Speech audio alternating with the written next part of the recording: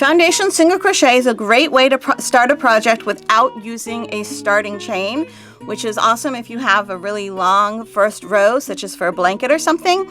You're essentially making your chain and your single crochet at the same time. So to get started, you first have to chain 2. Now we're going to make our first stitch, so we're going to insert our hook into the very first chain that we made and just through 2 of those loops. Yarn over and pull through. Okay, now what we need to do is make our chain first. So we're going to yarn over, pull through 1, and that counts as our chain.